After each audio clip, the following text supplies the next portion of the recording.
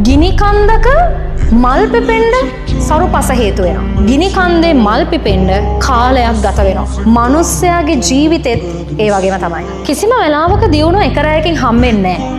ඒකට යම් කාලයක් ගත වෙනවා. හරිම දුෂ්කර කාල සීමාවල් ගත කරලා විවිධ පිපිරවීම් වලට ලක් වෙලා තමයි අවසානයේ මිනිස්යාගේ දියුණුව හම්බෙන්නේ. දියුණුව වංචාවෙන් ලබා ගත්තොත් ඒක හරියට හුලං පොම්බපු බැලුමක් වගේ.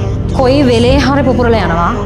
ආයි හදනවා තියා හිතන්නවත් බැරි වෙනවා. මොකද ඔයා දියුණුවනේ වංචාවෙන් මිස අත්දැකීම් වලින් නෙවෙයි. හැබැයි ඔයා නිසි පිළිවෙලකට දියුණු වෙනවා නම් අත්දැකීම් එක එක පිළිවෙලකට ග්‍රහණය කරගෙන ඔයා දියුණු වෙනවා නම් මතක තියාගන්න ගිනි කඳු වලත් දවසක මල් පිපෙනවා. හැබැයි මල් පිපෙන්න කාලයක් ගත වෙනවා. මිනිස්සුත් දවසක දියුණු වෙනවා, තමුන් ආස ජීවිතේ ගත කරනවා. හැබැයි ඒ වෙනුවෙන් යම් කාලයක් ගත වෙනවා. ඒ වෙනුවෙන් ඉවසන එක, ඒ වෙනුවෙන් කැපකිරීම කරන එක තමයි මිනිස්සෙක් විදිහට කරන්න තියෙන ලොකුම කැපකිරීම. ටික කාලයක් ගියත් ඒ ඔයා ලබන දියුණුවෙන් ඔයාව කවදාවත් වටන්න පුළුවන් වෙන්නේ. වැටුණත් ඔයා ආයෙ නැගිටිනවා.